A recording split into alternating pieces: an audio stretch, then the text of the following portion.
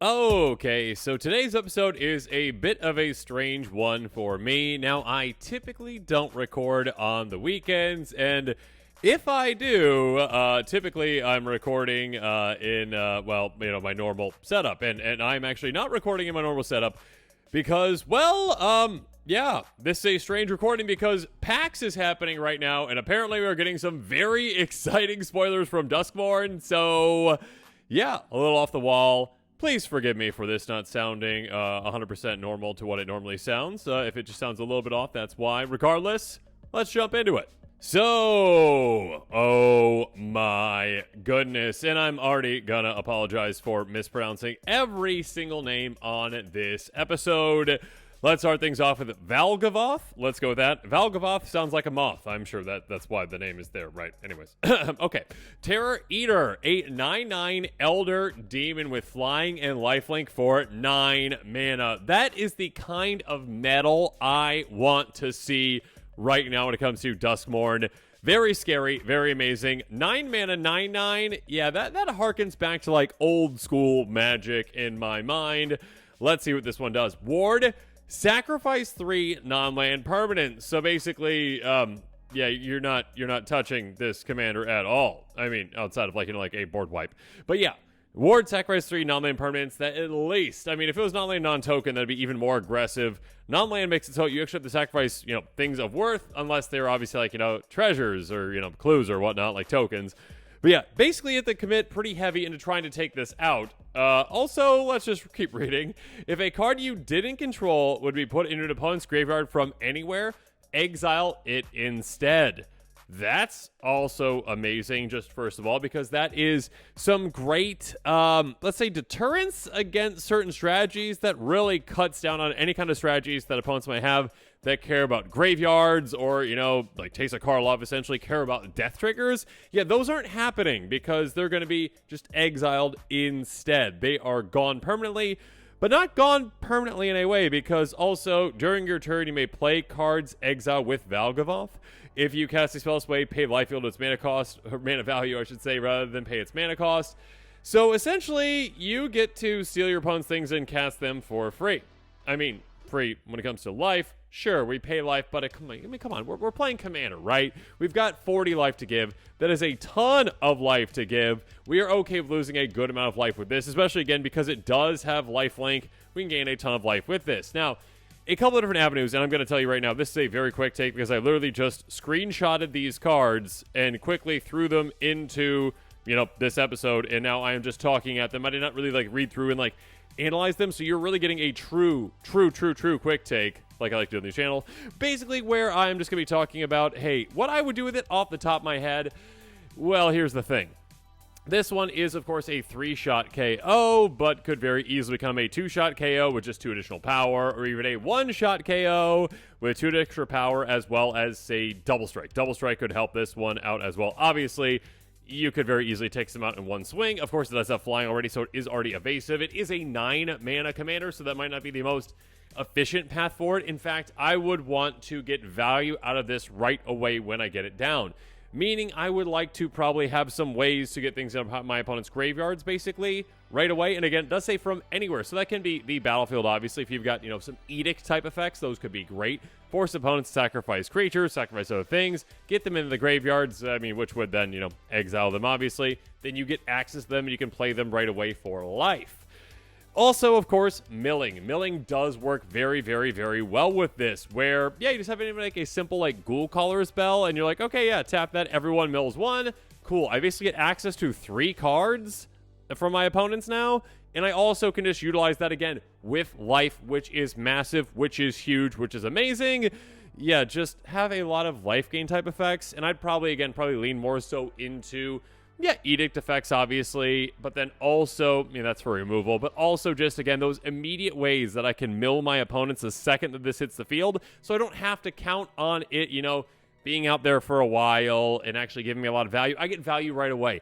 I can actually start casting things from my opponents right away, stealing things off the top of their libraries, milling them. That's probably the direction I would go with this one. Obviously, you can have, kind kind of some side ways to win with this. Obviously, like, obviously, I'm gonna keep saying it, but Voltron, 3-shot KO, 2-shot KO, most likely 1-shot KO. That could be the way to go with this too. So yeah, life gain, milling, edict. That's probably what I would do. There's probably some tutoring effects you could utilize, like search opponent's library for something and put things right in the graveyard. You could go with that as well. See, it's a very interesting design for a commander. Obviously, you need a lot of ramp. A ton of ramp would be dedicated to this one. Is it the most powerful thing out there? No, but I really do like when they actually give us something like this. No offense to what's the bird that we got in the last one, Maha, whatever that one was. That's kind of a little bit meaner, lower to the ground, easy to use and abuse. This one, you got to really be like, okay, I need a ton of mana to get this out, and once I do, then I can do some crazy things with it. So yeah, I think this could be a very fun commander. Can't wait to build around this one, and I'm sure you can't wait as well. Really big baddie. It just screams big baddie, end boss, end game. Lots of fun to be had.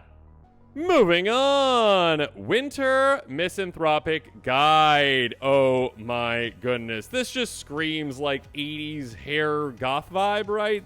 Like what's the movie? The Crow, essentially. I don't think that was probably 90s, but whatever. Anyway, same thing. 3/4 human warlock with ward, 2 for 4 mana in Jund. At the beginning of your upkeep, each player draws 2 cards. Each player is drawing cards. Group hug, right? Not in Jund, of course. Delirium. As long as there are 4 more card types among cards in your graveyard, each opponent's maximum hand size equal to 7 minus the number of those card types.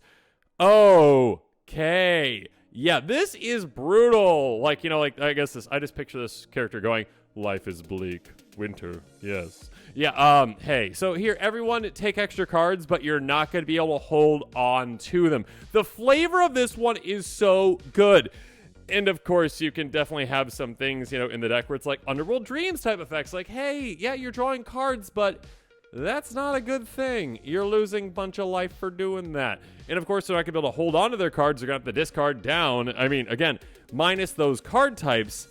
Yeah, you can get it down where your opponents basically have no cards in their hand. They have, no hand at all. Like Jin-Gitaxia's style of brutal, but also you're at a 4-mana Jund commander.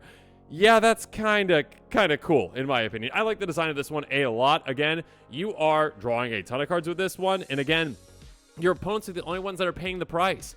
You don't have to pay that price. So I would have ways, obviously, to discard, ways to get, certain cards into my graveyard, which you're in, red. You've got plenty of those type of, looting, but also rummaging type effects and wheels as well. Get a ton of things into your graveyard. Get a lot of different things in your graveyard, and all of a sudden your opponents have no hand size. They're going to be top decking. Sure, they get to top deck with, 3 cards, but you're still top decking. Whereas I'm going to be like, oh yeah, I've got 7 cards. Oh no, I drew extra. Wow, I've got to, go back down to 7. That's unfortunate. Okay, well, I guess I'm here at 7. How are you guys doing over there? Oh, not so good, huh? Well, that's unfortunate. So yeah, being able to just rub it in your opponent's faces. Obviously, you take advantage of them drawing too many cards, Underworld Dream style. Also, discarding cards, Megrim style. Those kind of cards, you could reanimate as well out of their cards. You can do a lot of crazy things with this one. Take advantage of the ups and downs, and also be brutal. Yeah, this one in kind of like a Hate Bears style deck. Usually that's not necessarily in Jund, but I'm sure you could do something like that, like a very painful deck with this one could definitely be the build for it, like kill you with love kind of thing, right? Like a little Hate Bears with this one that, is kind of group hug you with the draw, but not really at all. Moving on. Zamone is back. Zamone all questioning, and we've got one of our early teasers from Mark Rosewater solved at this point. This is one of the cards that was alluded to. A 1/1 human wizard for 3 mana in Simic. At the beginning of your end step, if a land enters the battlefield under your control this turn, and you control a prime number of lands, create Primo the Indivisible, a legendary 0/0 green and blue fractal creature token, then put that many counters on it. Primo the Indivisible seems like a math-based kids show superhero. Kind of like Captain Planet-ish, but for prime numbers, apparently. Anyways, a very interesting type card where, yeah, I mean, luckily, I was wondering why they listed out, very specific prime numbers. I mean, all the way up to 31, but then they stopped at that. That probably makes sense because, I mean, you're only going to have that many lands in play ever. You're probably not going to get above that. I think the next prime number, correct me in the comments below if I'm wrong on that, math nerds out there, please, would be 37, I think. So I don't know if you'd ever get to that point. You might. You very well might. And maybe a deck would just build completely around this where it's like, yeah, just all lands. Cool. Fun times.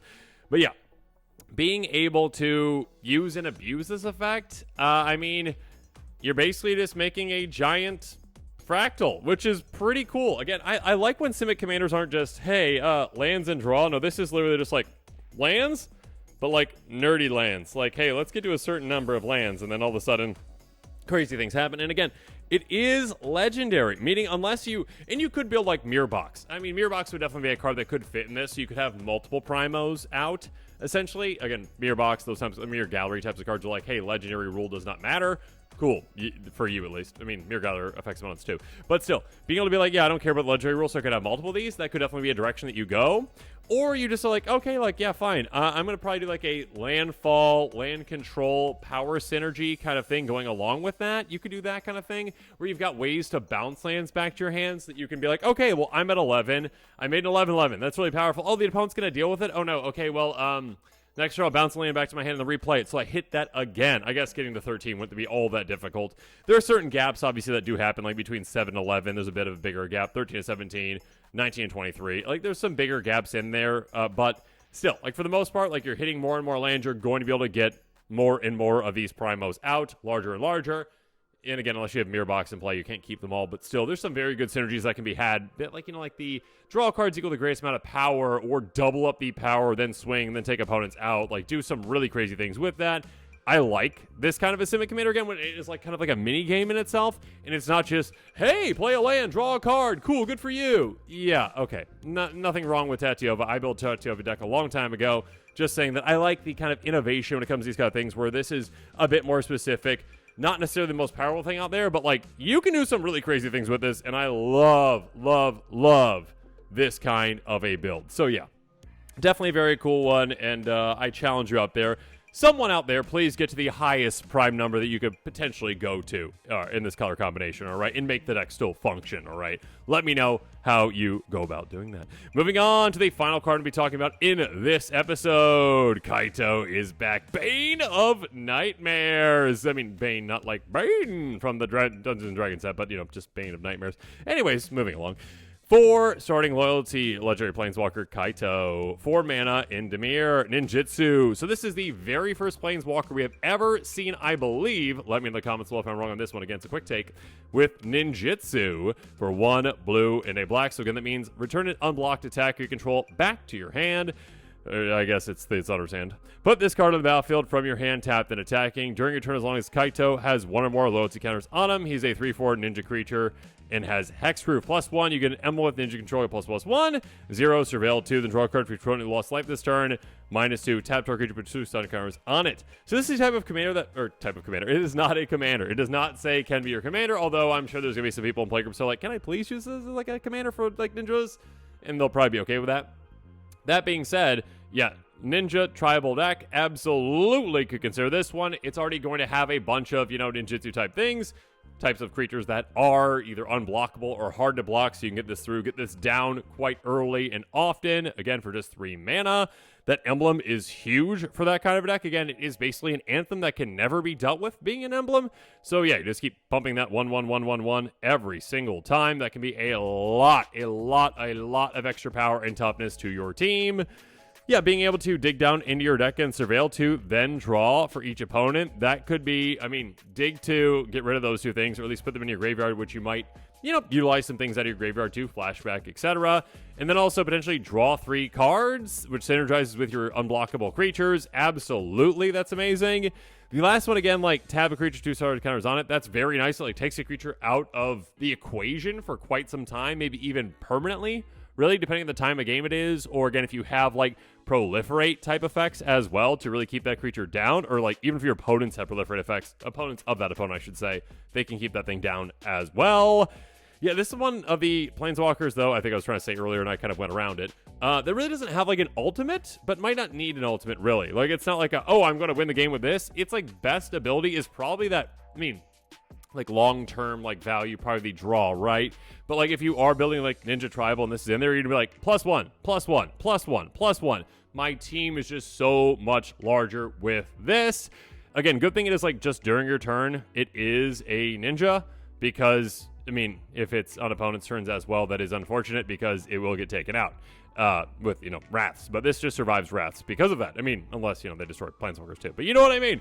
Being able to just pump your entire ninja army, amazing in those types of decks. Outside of, like, ninja tribal, maybe like flying men type decks where you just have a bunch of evasive low the ground creatures, because again, that 0 is quite nice. Be able to play this for 3 mana, get into play, and then, yeah, basically card selection 2, card advantage 3 potentially could be very, very, very good. And again, repeatable at that 0. That's quite nice. So, yeah, I guess I should say low the ground evasive type flying men decks, and also ninja decks, of course, could definitely utilize something spicy like this.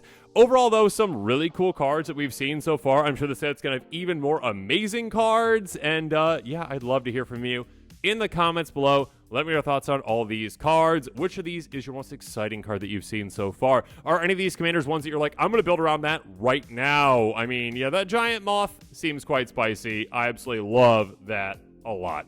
Let's jump into it. So yeah, let me know what your thoughts are on all of these. Stay tuned for more quick takes and spoilers, and wait for my Valgavoth deck. And I'm sorry if I said that wrong.